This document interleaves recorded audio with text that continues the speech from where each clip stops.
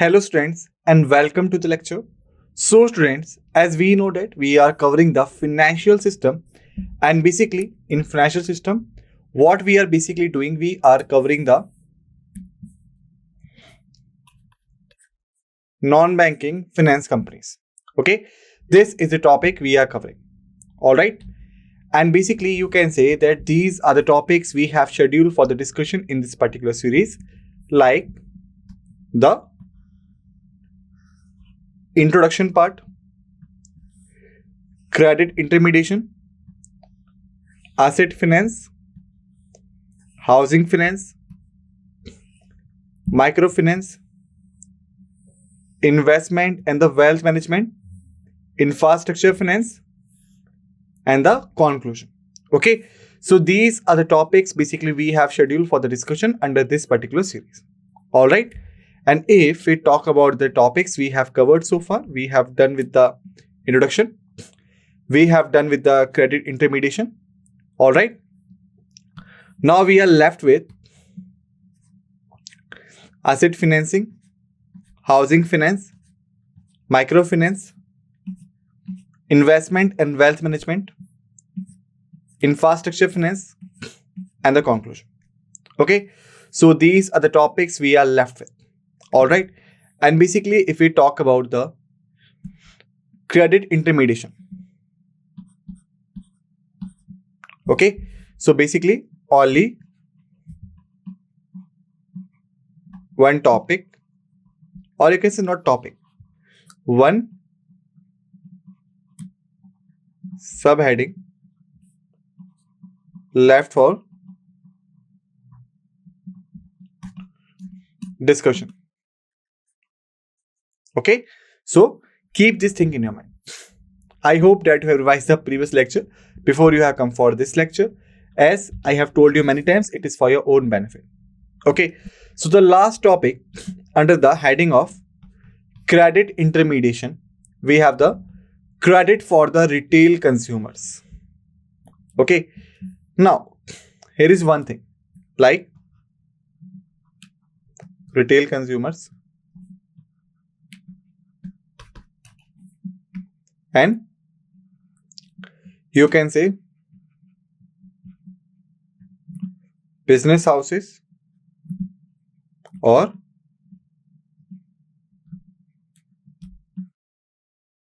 wholesale consumers.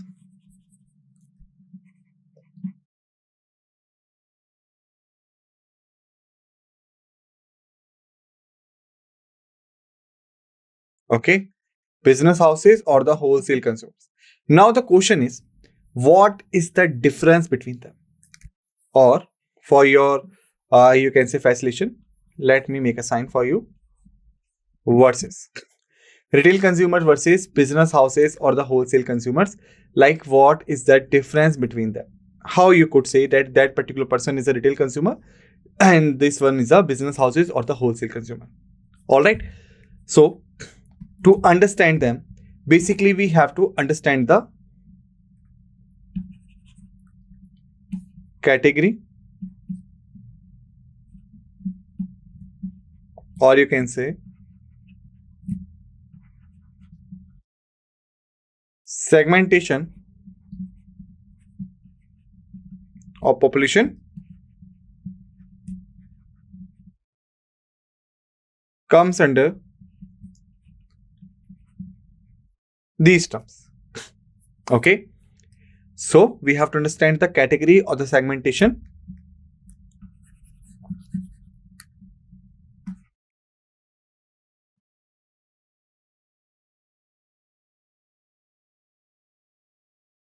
Segmentation of population comes under these terms. All right, so let's start with the retail consumers, then the business houses or the wholesale consumers.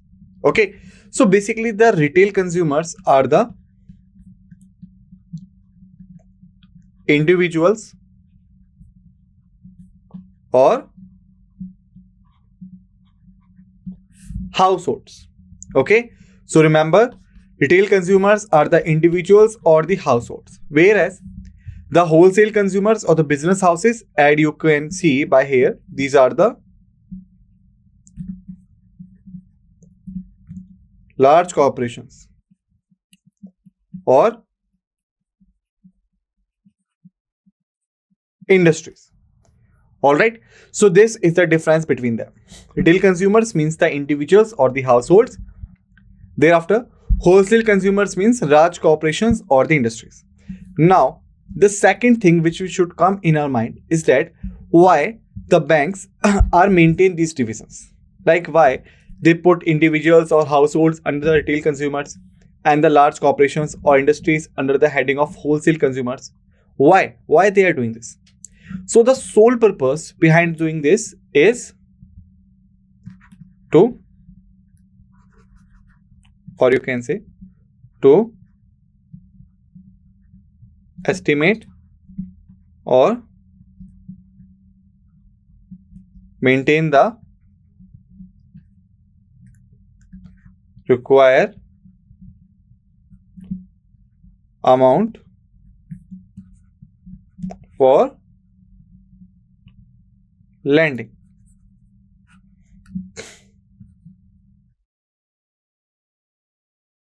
Okay, to estimate or maintain the required amount for lending. All right, because if we talk about the retail and the wholesale consumers, so the retail consumers are those consumers which are required loan of low amount. Okay, it means that if you're talking about yourself as an individual, how much money you required? 5 lakhs, 4 lakhs, maximum 10 lakhs, up to, or you can say even up to 20 lakhs if you want to buy a car and all. All right, I'm not talking about your, you can say luxury lifestyle. Basically, I'm talking about if you want to get some asset, like this is the normal loan you can bear up on the individual basis or as well as on the household basis. All right, so that's why the loan required by them is of the low amount category, whereas this is for them loan of high amount. Why? Because this category is seeking the loan not for buying some asset, maintain the lifestyle or all, but what they are basically doing, they are planning to invest it further. They are planning to open some new branches. They are planning to expand their businesses and all. All right. So this is the basic difference between the retail consumers and the business houses or the wholesale consumers. All right. And why they have been divided into these two categories?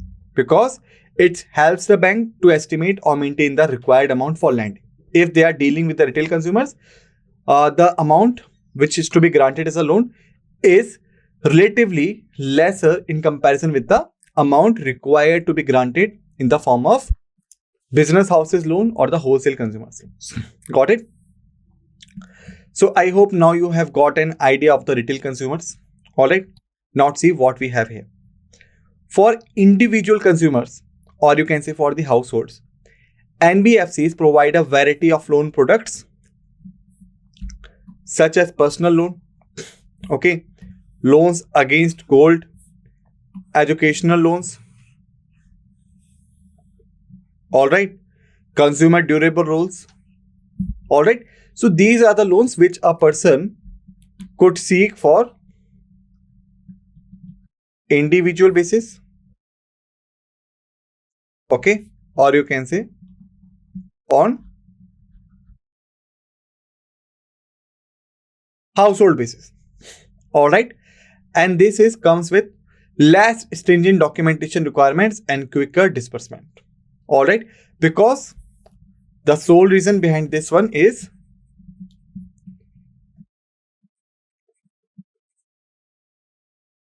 low amount of loan is involved. Got it? Now, after finishing the credit intermediation, now we have the asset financing. All right, like what do you mean by the asset, how they are being, you can say financed and what of all. All right, so basically if we talk about two things, assets, liability. So what is the difference between them? What is the difference between the asset? What is the difference between the liability? I have told you in the previous lectures also, and even we have used the terms many times in our previous lecture. Alright, so what do you mean by the assets and liability? For this, I'm providing you 15 seconds, then I will give you the explanation and answer. Okay, so your time starts now. It's 1, it's 2, 3, 4, 5, 6, 7, 8, 9, 10, 11, 12, 13th, 14th, 15th. Types up. So when we talk about the assets and liability, assets are basically, you can say,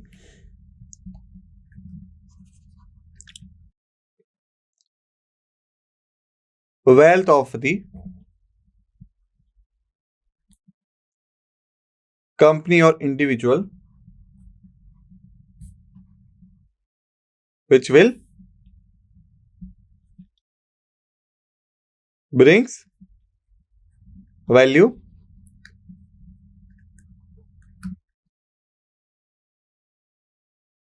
or liquidation on disbursement. Okay, it is the wealth of the company or an individual which will brings value or liquidation on disbursement. Whereas when we talk about the liability, then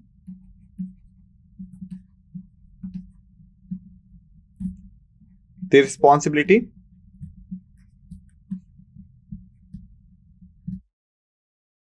of company or individual which is to be you can say followed, or the most appropriate word is discharge of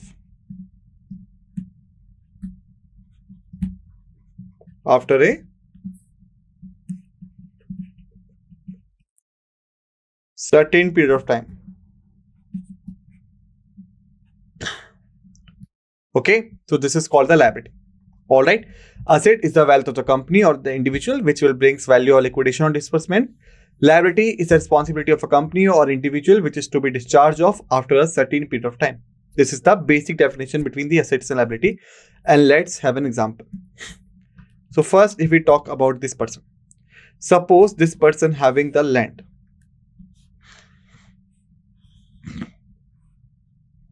Like this, and basically he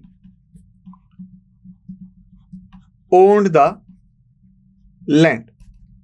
It means that because the land is under the ownership of this person, it means that the land belongs to him, right? That's the area. Secondly, if we talk about that, suppose it was 2000 when the land was bought at rupees 60 lakhs.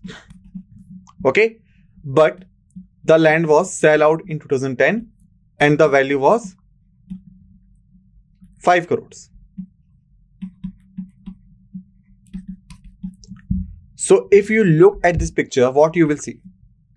You will see that there is a 4 crores 40 lakhs benefit. 4 crores 40 lakhs benefit to that person who was holding this land since 2000. Okay, so if we look at this picture, we look at this definition, what we will see? It was the wealth of the individual and it brings the value or the liquidation, it means the cash, on disbursement, it means while selling off. Okay, so if we go by the definition, this will become our asset. All right, got an idea about the asset. But if we talk about through the another scenario, okay, for example, this is an individual. Okay, this is a land. Okay, let me draw it on the another page. Okay, where we will have a more space than this. All right, let's go. This is the land. person. All right. Suppose that was year 2000, on which this person has taken the land on lease for rupees 10 lakhs. All right. And that will be the year of 2010 when this person has to end the lease agreement. Okay. So if we look at this one, what we will see? We will see that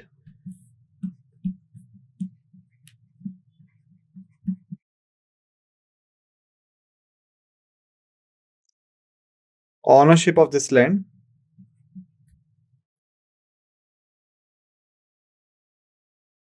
does not belong to the person. Okay, that's what we have seen. The ownership of this land does not belong to the person means this one. All right. So if we go by this definition, what we will see? We will see responsibility of an individual which is to be discharged of after a certain period of time. He has leased or rented. What do you mean by lease or rented? We will discuss in this series in the further way. All right. He has leased or rented the land in 2000, and in 2010 he is required to end the lease agreement, or you can say transfer the holding from him to the person from which he had taken it up. All right. So this signifies that this particular land is now the what? Liability. Okay. So that's how the things works. Got it? So I hope now you have gotten significant idea about the assets and the liabilities. All right. Now let's move forward. So let's take an overview regarding the asset financing. Asset financing is a critical service provided by the non-banking financial companies, NBFCs, that enables individuals and businesses to purchase assets through a flexible payment system. This type of financing particularly important for acquiring high value items that are essential for personal uses or business options. Okay. And let me give you a very basic example. Suppose this is you. All right. Now you want a home. So if this is a house, 3 BHK. Okay. Now the worth of this house is rupees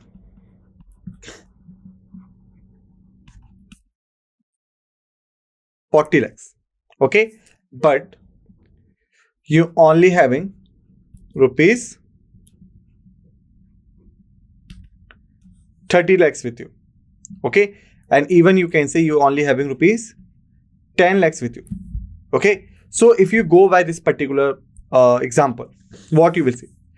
Are you able to buy this land? Sorry, buy this house? No. Why? Because you having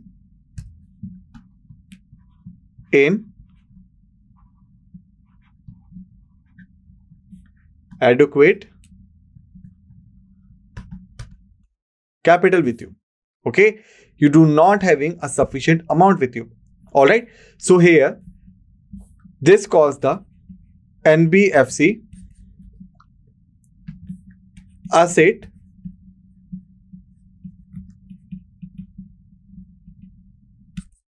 financing.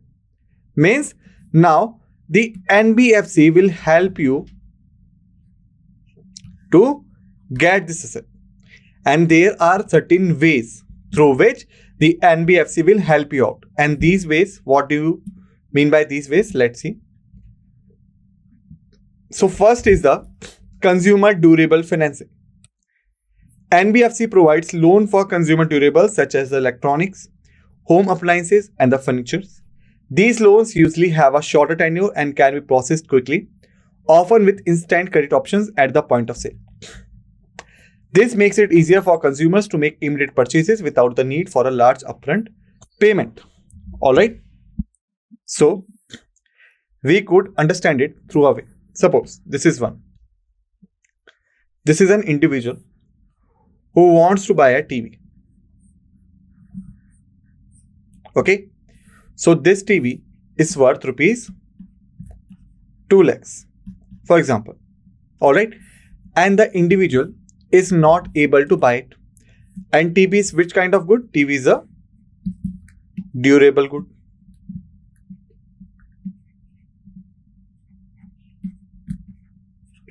Okay. And this kind of situations often occur with you only, right? When you go to some supermarket, when you go for some appliances shop and all right, you see something there, you want to buy it, but you do not having a sufficient amount with yourself, right? So what you will do in such kind of situations, people basically go with the flexible pay. Okay. And the flexible pay having two type of options, like the pay later. Second one is the option of EMI. Alright, there are two ways. So if we go by the pay later, so suppose the pay later states if you had buy the TV on the 1st April. Okay, so you are not required to make the payment immediately while you are purchasing it. You will submit the amount by 1st July. Okay, it means that May, June, July, 3 months time period you have got. Okay, so this is the system of pay later. That's how the pay later works. All right. And second option is the EMI. It means that you are required to make some down payment. All right. And then the remaining amount will be in your EMI.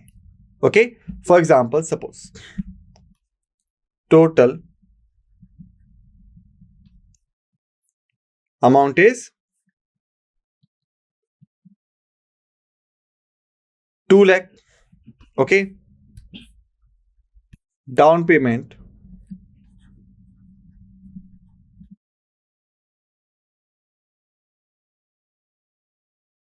how much down payment is there?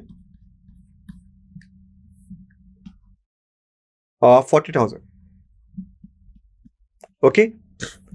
So if you go by this, you are supposed to buy the TV by paying 2 lakh rupees, but you are availing the EMI options. So it means that you are required to pay only 40,000. It means the remaining amount will be 1,60,000.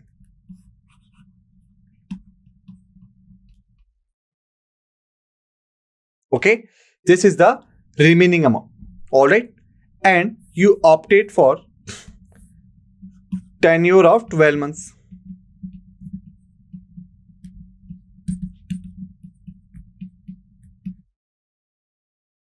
Okay, so if you go by this, then 60,000 divided by 12, just cut it down.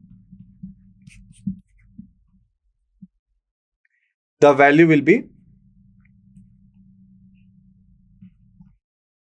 something around this. It is not the exact value. You may get the answer of it and more than of it. This is just an example. All right. So this could be the value. All right. So basically you could say that in such a system, you are required to pay some amount and the remaining amount will be converted into the EMIs, which are required to be paid on the monthly basis. All right. So that's how the EMI system works. So we have seen pay later and the EMI both, and both are comes under the heading of flexi pay or the flexible pay. All right. But why I am telling you this? How the NBFC works here. Okay. So basically, if we look at this picture, okay, so you are the buyer, right? You are the buyer. You have gone there to buy something. This is the seller, right? Who is selling this TV? If you buy it on the 1st April, he will ask the payment on the 1st April. But you are paying it on the 1st July. It means that for the time period of 3 months, the payment will be not made to him. All right. Similar things with this. The total, you can say the amount was 2 lakh rupees. Okay. How much the seller received? 40,000. The remaining 1,60,000 will be come in installments of 12 months. Okay. It means that for the 12 months, he has to wait for the recovery of amount. So just think by yourself. What do you think? The shopkeepers, the sellers, the traders are really that much of patient? So that much of patience people? No. They won't wait for this long. So what will happen? NBFC comes in the picture. Okay. Like this is you. This is the NBFC. This is the seller. Okay.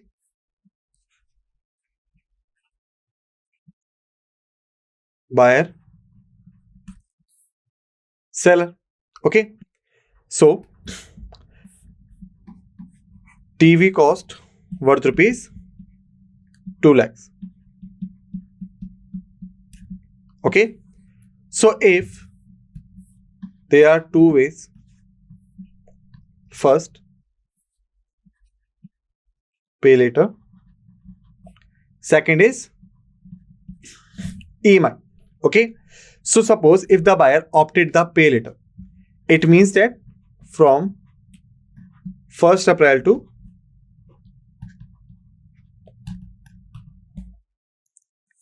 1st July, right? So what will happen? When the seller will hand over the TV to the buyer, on behalf of him, the NBFC will pay the rupees 2 lakh to the seller. Okay, it means that seller will receive the amount. Okay, and the buyer is responsible to pay the amount back to the NBFC after the expiration of the term. Okay, similarly, if the buyer opted for the EMI, it means that 40,000 will be directly received by the seller. Okay, because it is down payment, and the remaining 1,60,000 will be paid by the NBFC to the seller. The seller will grant the ownership to the buyer. All right. And then in the installments of 12 months, the buyer will pay the amount to the NBFC. Okay. So that's how the things works. All right. So it is the financing of the consumer durables. Okay. And because this involves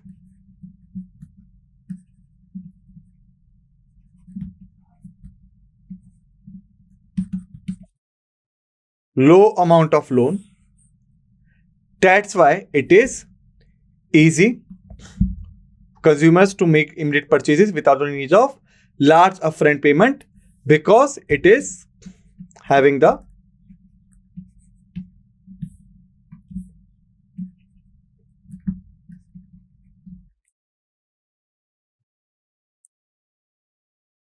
fast approval and easy disbursement. All right. So students, basically in this lecture, we have finished till the consumer durables financing. In the next lecture, we will continue from here. Till then, just revise all the facts and figures we have discussed in this lecture. Be ready for the another lecture. With this note, let's end this lecture. And what we say thank you.